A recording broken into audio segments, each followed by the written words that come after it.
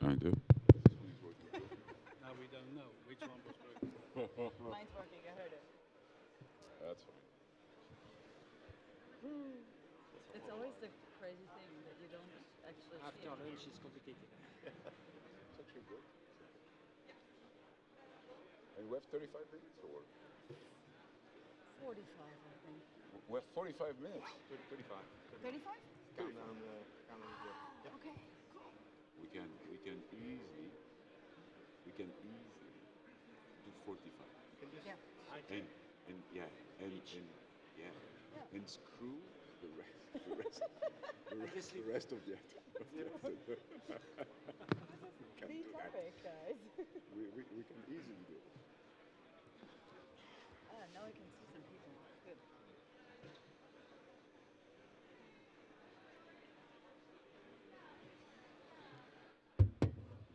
Ooh, Oh yeah, your mic's working. ooh. So, were you here on the first year? I mean, 2 years ago of Kickstart. There was that. There's a Dutch guy who was saying that he has a PhD in failure. What? Failure. Failure. Yeah, how you fail in life. Okay. And I thought that his speech was just like one of the best I ever heard. No disrespect, he was Yeah, yeah. not talking about anything that we do into a data center industry. He was talking about human being, human nature, and I know if you remember that presentation. That presentation was awesome because he was saying this is the amount of, so said, creativity that human being is capable of bringing in life. And you could see that the creativity goes up to 90%, up to 6 years old.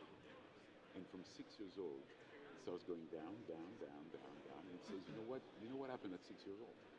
We put our kids to school. People were told what they have to think. Yeah. And that is the alienation process that kills your ability to create, to be innovative. And he says he goes to absolutely kind of close to zero from the 35 to the 55, where you need to make difference. I found it super. It was. So it's the right image, first of all. Lex Huh? is in it. Yeah, because on LinkedIn they kicked you out from there. And you're on the screen As well. Good, thanks.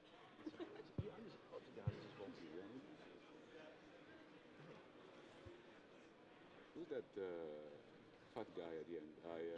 With a beard like this. With a suit. You found the suit that day. It looks like just got. It was your birthday or your wedding? It's a bit of a mess. I mean, this guy's never been so happy.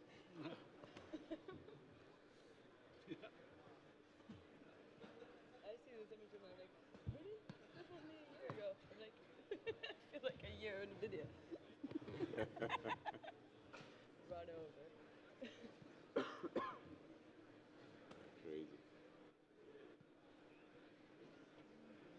But so what did he say about failure? Because he was at Kickstart giving this.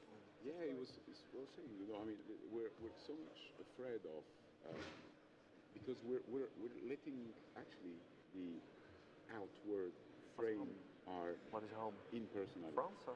We should fail. We should have. Failure We should is have part built of out. Yeah. is part Okay. of life. Just came What for we the do event, or you don't? is because we have to report to a boss. We have to be in line with some expectations that are equally made by what the company you work for than how you want to place Training's yourself pretty good, in right? that company. Even to how Brussels, I go to so Brussels. there is an overall understanding Lot of that meetings in performance industry, is against failing. Yeah. But that's wrong because without failing you don't learn. And I think that Arrive à 4, arrive à just 10. like Especially in the European context. In America, they've already learned Montpellier, that. They're like, yeah, cool, you did a good job, even if you failed. Okay, fine, now I mean, they're going again. so Lex and I were invited to Where are you based? something I'm based I here in call in Zandvoort, which is Amsterdam, but we're sadly Lex couldn't make it ideal. on that in Scotland Yeah, I thing. live like a 15-20 minutes drive from the And, airport, so But it was very interesting because there you have the light. yeah, we're developing data center capacity at the moment in Brussels, and we take the train. Car is hard to get to Brussels. It's always difficult. Yeah, all Train is better. Oh, Oh, we can start. Okay. Oh, can we start? All right. I thought we already started. But All right. So, okay. No, sorry. Thank you. I mean, we didn't know that we could start, but we already started. Actually, it's like where it's like the village has been, like ongoing, with those conversations. So, all right. So I've been told that we can start. So let's start. Thank you very much for spending some time with us. I would tend to believe that it's time that you're going to be investing wisely. No disrespect to the rest of the presentation that has happened so far. So I'm not going to introduce myself. I mean, you see, the usual suspects that are here. I'm maybe going to be introducing the subject in a very naive way, and also the way that we want that panel to be. So that panel is a place where we come to you with the selected people from the industry that have a lot to say because they have a lot to share. There are so many people that are happy to share, to say things that they've learned the day before. Here we're bringing on to you the people that have lived through this industry with something that they're happy to share, right? So the topic that we're going to be addressing here is very simple. We build data centers for living, we operate them, and we connect them to the grid. And we've seen that over the past years, there are two things for sure that are happening, is the growth into data center and the access to energy that has to cope with that humongous growth that we're witnessing. And one doesn't go without the other.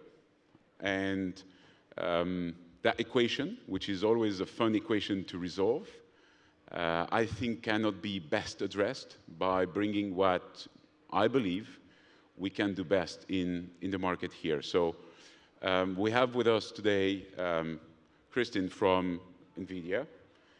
Lex, do I need to present Lex? So Lex Kors here, who's from DLR, but also, the chairman of the EU DCA, the European Data Center Association, the EU DCA, yeah. I've got Eric at the far end there, who's the CEO of Kevelinks, right? Typical co-location business, right?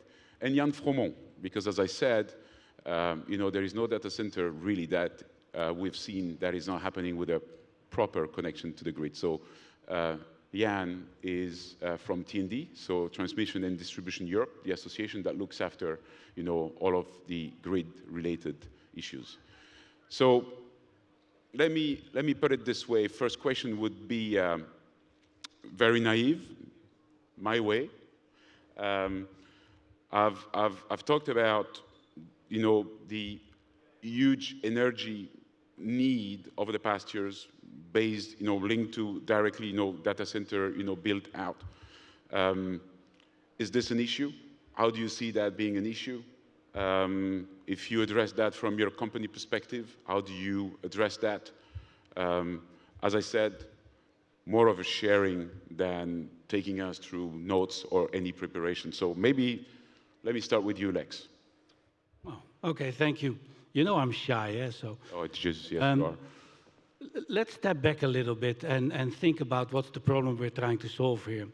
So the European grid is under an upgrade. I think it's 54 gigawatts, needs to be ready in 2030.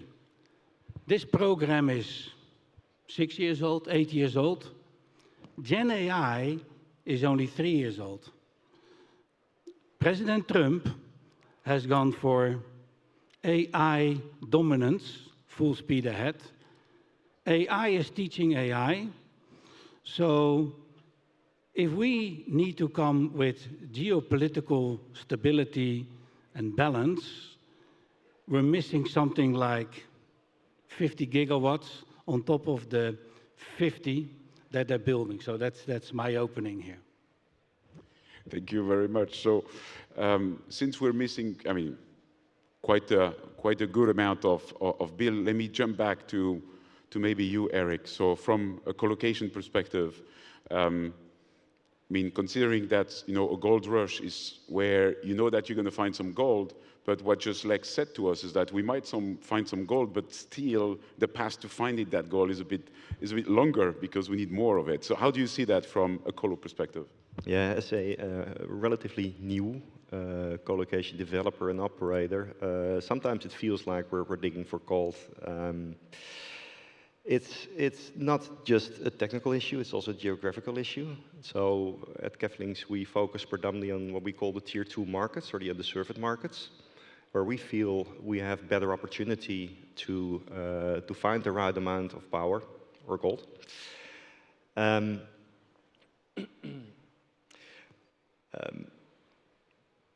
Sorry, just got stuck in my story.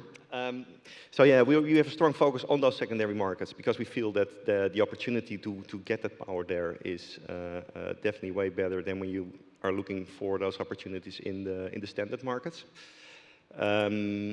So what we predominantly focus on is find plots for development as close as possible to locations where there is actually power available. Now, the other thing that we see, and a lot of people in the room will probably recognize that, it's the scale is tremendously increasing. The demand is increasing, the scale of development is increasing. So even on those locations which we have under option now, we see that we're already struggling before we start building. So I hear you. I'm going to come back to you because you just said something that I want to react on. But before that, I want to bombard my friend up here with one basic question. Again, you know, it's naive me asking the question, are we ready from that? Are we ready, Jan, for it? Do we have enough power? Do we see it coming? Are we preparing ourselves to that? Are we seeing really, you know, like, you know, that data center business, not only as a consumer, but as a regulator of the utility? Can I interrupt you? Of course you can.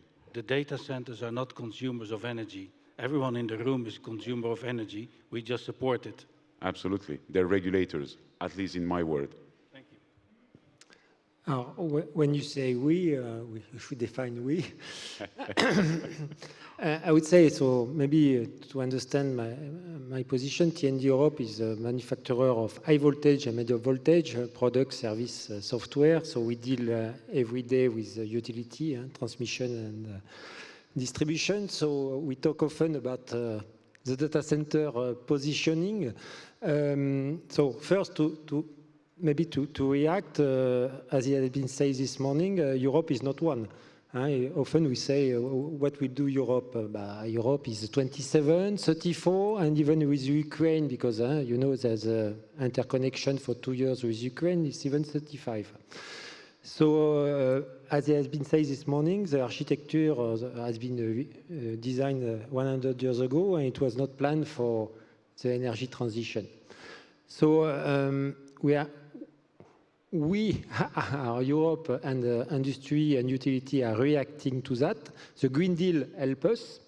The Green Deal in 2019 boost a bit all the system with more sustainability and focus. But to answer to your question, we are in the middle of the road.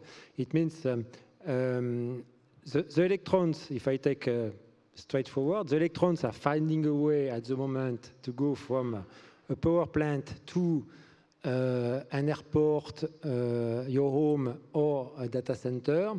The main issue at the moment is the data that are not, the data models that are very different from the different architecture. Again, the power gen, the grid, the EV, the heat pumps, the building, and the data interoperability is not there. So it's difficult to integrate properly all the green dots, as I call it. Green dots for me are EV, heat pumps, renewable, all these green devices that we inject. So the work we are doing at the moment, but it's complex in terms of standardization, is to have data interoperability. So let's say the urgency for us is having the right data interoperability to plan, to observe, to anticipate the arrival of the data center, but not enough. E-mobility is another one. Data center, you bring big things that are fixed. In mobility, you bring a lot of things that are running a bit everywhere. And the two are destabilizing the electricity system. So I would say if we could solve the data center story and the e-mobility story, more or less the energy transition is not far. But to come back to your point, I believe Europe is 27, and unfortunately, you will have to solve the 27 answer as soon as you want to look at the data center story. But the positive things with data center is that you bring electrification. And at the moment, and I will stop here, we miss off electrification of Europe. So it means we have more and more power gen, but unfortunately, the electrification of Europe is not going at the right speed. So the return on investment globally of the electricity sector is an issue. So, two things to that. First, thank for your clarification. Back to what Eric was saying. So, into that work of making it available as fast as you can. I mean, going back to the gold rush. Finding a land now, Eric, back to you, to your point, seems to be like extremely complicated. Is it something that you see or you feel that is actually easier than before? Because whatever that you find, that you pay for, which has increased in price, with the interest rates rising and the overall, I mean, how do you pass on that when you negotiate your contract with your anchor tenant or your tenant? It's also not one single answer to that question, and I think there's a huge difference depending on the country and the grid operator that you're dealing with. There's countries where we're looking at opportunities where we're trying to get access to capacity data, for instance, and it's taking months just to get a proper answer. Is it there or is it not there? So that's one end of that. That's one end of that story. I think if you would have faster access to that data, we would be able to make faster decisions on where we will develop and where we deploy. And that goes hand in hand with, let's say, the development of the grid or the development of new production facilities or maybe the development of more off-grid power sourcing. Yeah. So in fairness, the other part of the coin is that in the US, there is a massive demand for data centers, in Asia as well. And so in my capacity as the president for EUDC, I've sent a letter to the European Commission, basically telling them, this is not going to work. If you have a few billion and you want to invest, it's better to invest it in the US because the cost of energy is half. We're using the same technology, we're using the same systems, and still it's half. So you have to do something about this. And in the past, that was not an issue, because in the past, you know, it would just level out. It's level playing field. If he has no power, I have no power. Just wait, and the demand is not going away. But now, and that's why you are here, I guess, on AI, if you think about it, AI is teaching AI. It's not one-on-one, it's millions on millions. It's 24/7, 365 days a year. And so basically, in 5 years, theoretically, if they will be able to do DNA storage, there will be something like 1 million years ahead of knowledge of us. So time matters now. Thank you, Lex. You actually introduced two of my points. So I would like to give you the good news of accelerated computing making data centers more energy efficient. But when you look at the statistics, energy demand for data centers in 2024 was 2% of global energy demand, and in 2030, it's projected to be 5%. So it's not going to go away. When you look at the good side, though, is that a token produced in 2014 is now 100,000 times more efficiently produced per token. So it's, yes, sure, we're using more electricity, but we're also using it much more efficiently. And to your point, Lex, we're using it not because the data centers are somehow thirsty for electricity, we're using it because the consumers want it. And that's the second part of the story, is, well, what if we don't construct that in Europe? Well, then our foundation models are trained on American language, on American context, on Chinese language, Chinese context, Chinese pictures, Chinese streets. What does that mean 5 years from now? That means that the foundation models aren't trained on European languages. There's many more than English and Chinese. Not on European sceneries for autonomous vehicles, that could be a problem. So I think the failure to see the future now in Europe could down the road make us a lot less competitive in certain applications that we're building based on these. And ethics, eh? So not only models, also ethics. Exactly. That's a big topic. Otherwise, we just have to procure Chinese or American ethics. They are different than European ethics, I can tell you. Not right or wrong, they're different. And if you would have to buy, let's say, billions of units of one and the same ethics, I think that's not the right way. So let me react to this and again bring it, because I like maybe for us to dig into this. Not that opposition between Europe and the US, but if you have a look at where the investments has happened, as you rightly said, all of you, in the past year, there has been US, and it's often maybe very too quickly said that there is also the European regulation which is preventing from those investments from happening at the same scale. What's your opinion on that? So I'll keep with you maybe, Lex, to start with. So there's a few things going on at the European Commission level. The first thing is that they recognize that it's very difficult to actually build your own power plants. Yeah. So one of the solutions to the power issue is that because we have the capital, build our own power plants. Well, it's very difficult. It's not that easy. Nuclear is coming up, should be ready around 2030. Funny thing around this is that I'm in the Supply Chain Committee and in the Education Committee of the European Commission, and they have 5 types and 8 technologies, or 5 technologies and 8 models, 40. So who is selling what? There's 40 types of SMRs. What do we need with it? So these kind of things, we're fighting each other again in Europe. When you ask for, make a decision, throw out all the exotic fuels, which take 6 years plus for a permit, just take the light water ones that are now available, come up with a plan, go with it. Those kind of things are the typical European issues around delay that we're looking at now. So, one thing, now, delay, cost. So cost, Jan, I mean, sorry, I always come to you and say, talk about, money, talk about cost, I mean, you're not going to start hating me by the end of it, but do you believe that, Europe could become cheaper?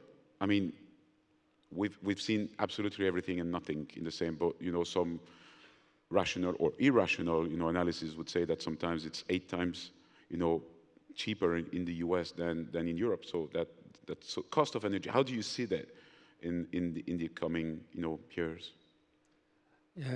I was quite pessimistic in 2024, and I've decided to be positive in 25. So let's be positive. You mentioned regulation. I'm asking the question to you this year, then that's fine. Yeah. So it's a decision.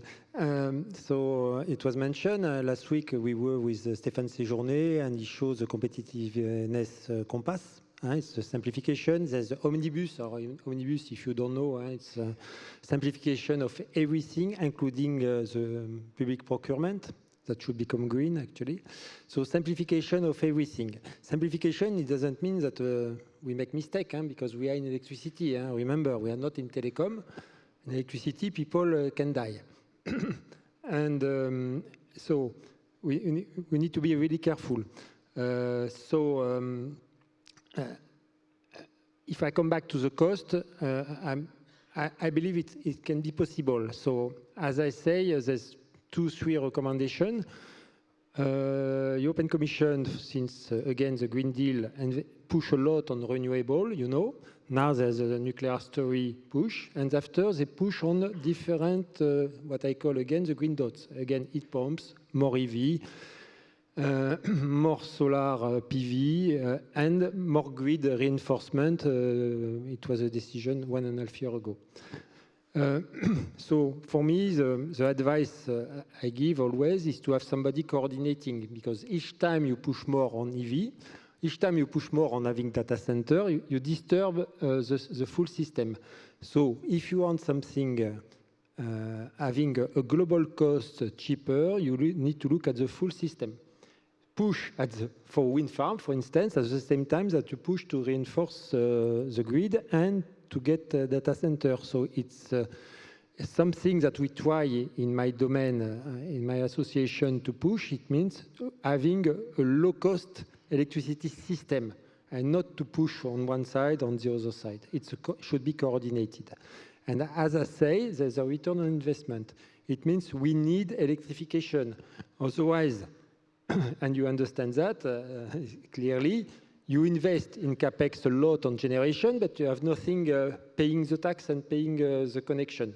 So at the moment, the electrification, if you compare to China and the US, electrification of the demand side, whatever it is 6 times lower than in US and China. So we created the generation, but we are nobody using the electricity. So that's why the good news for data center is that you are using electricity. The problem is you need to be close to the generation. But the good news is that you're bringing more return on investment. As soon as we have the return on investment, the full cost of the system will decrease. And the digitization. There's a big program in the European Commission of digitization of the grid. And for your information, the TSO, the transmission utility are digitalized, but have some issue on observability and anticipating. On the DSO side, there's a lot to do. And without this digitalization, it's difficult to help you because often you are connected to distribution, even in 100 kV or 200 kV. We need really this digitalization. And there's different decisions from European Commission on the market design, for instance, pushing at the digitalization or incentivize the distribution to invest really on the digital matter. It means more observability, weather forecast, consumption, etc., anticipating that should optimize the system, make it more flexible. Making it more flexible, they will use only the generation when the consumption is needed. And doing that, you optimize the electricity in the system, and you should reduce the cost of electricity in Europe. Yeah, go ahead, Eric. Yeah, I was going to say that I think that's one of the directions that we should be looking at. However, that's at least a mid till long-term solution. Lex, I hear you saying small nuclear reactors. I mean, personally, I'm a huge fan of that, and I think that could be a potential solution for a lot of our challenges today. But we also have to foresee the demand which is there today. So, and I don't have the solutions, but I'd be interested in my colleagues here at the panel. What can we do today to optimize the capacity available and required? Our digitization goes fast. Infrastructure. TSO line is 10 years, DSO line is 3-5 years, digitization is less than 1 year. You want to go? Yeah, go ahead, Kristen. I have 2 quick answers to your question. NVIDIA doesn't actually build data centers in Europe, but we do work with EPRI in the US to operate data centers more efficiently, to accommodate grid congestion and to produce only when there's grid congestion. And the other thing is obviously tools inside the data center that can operate it more. It's just... You will have to face the grid code anyway. The grid code has been written by ENSOE and European entity. TN Europe participating to the discussion. You have 10 grid code. One is cyber to secure. One is demand response, which is flexibility. And clearly, you will have to fit with these 10 grid codes. In my view, the real issue started 20 years ago. So we are building the digital economy, digital society. Never happened before. Brand new. People could, steam age was the last time this happened. Only since 6 years, European Commission knows what is a data center. So if they write directives, if they provide direction to grid operators to say this is what we believe is coming, we're so far behind, we have been sleeping here.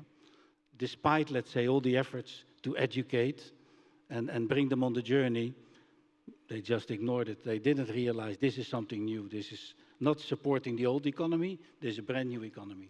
But I think you're touching to a point which actually is very close to my heart, because I'm like all of us here.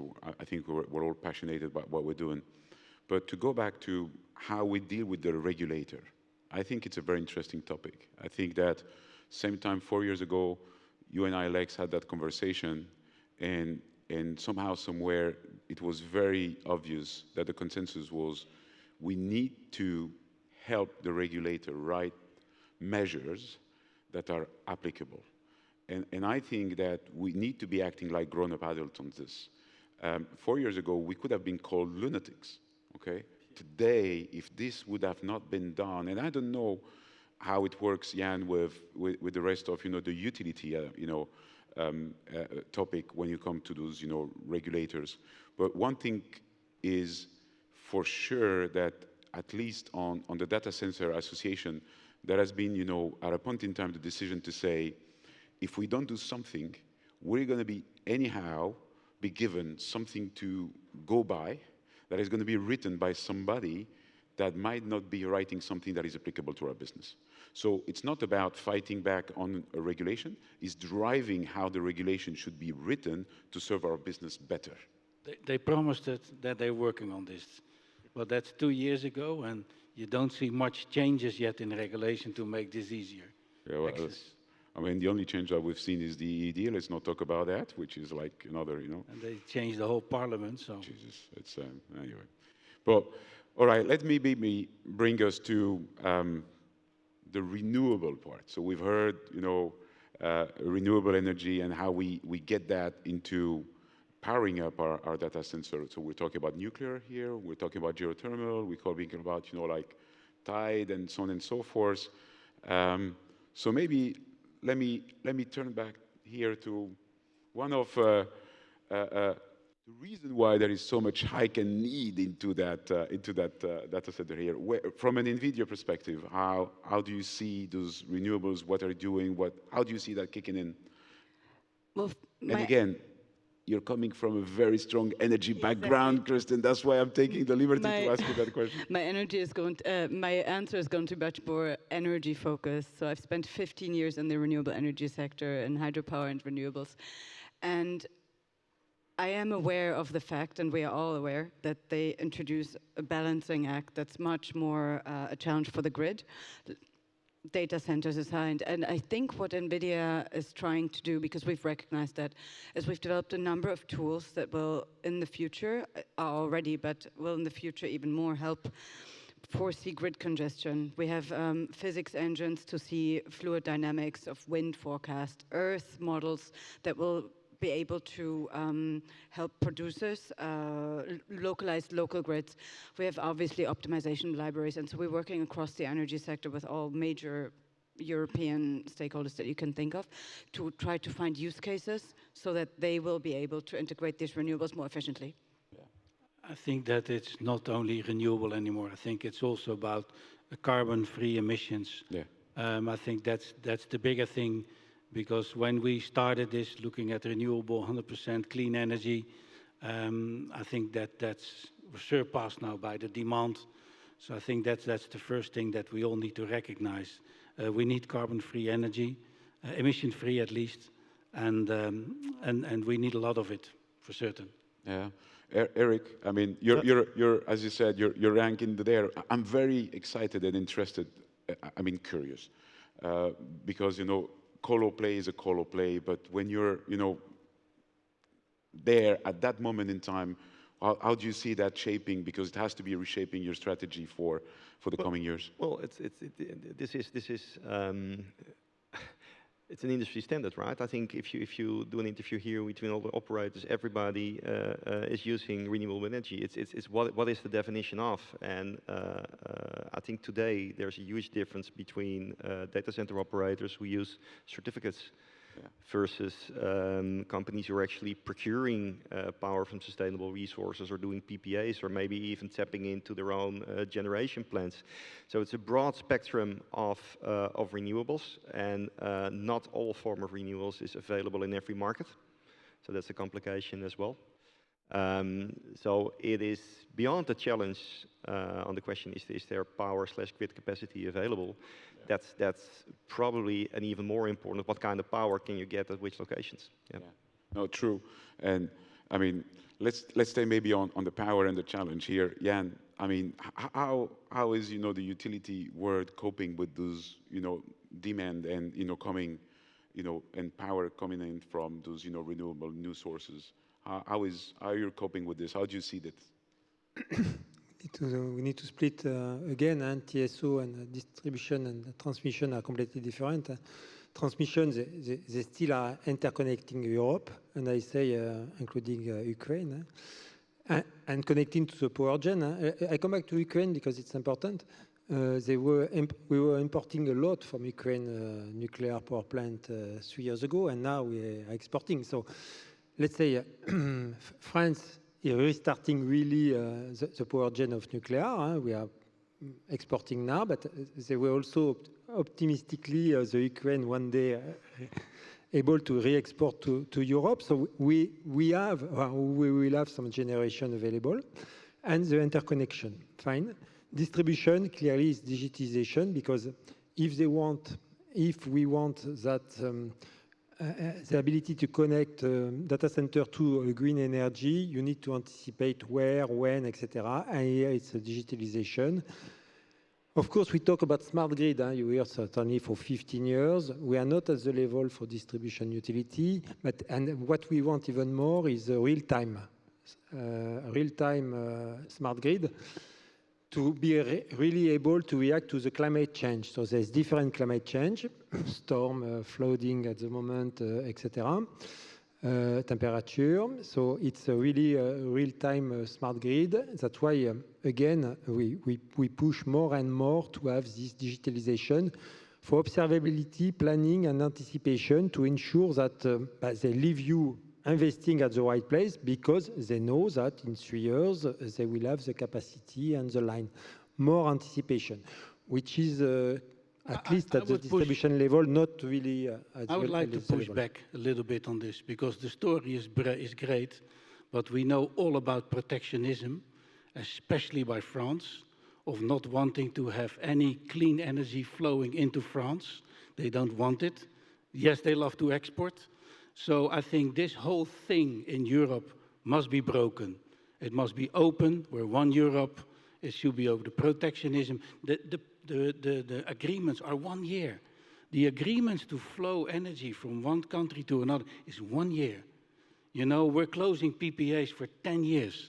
It doesn't work. So I hear what you say. I like where you want to go.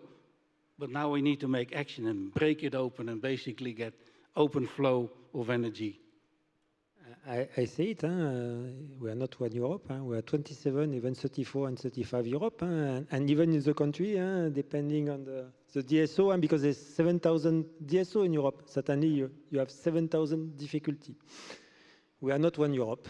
But to me it brings it, to what I was hinting to before. I think that we're into that defining moment where at any given time, we could be deciding something today because we know it's good for our business. We knew if we go to the regulator, the simple fact that they're going to be hearing from us and start, writing on something is 2 years, as rightly said by Lex.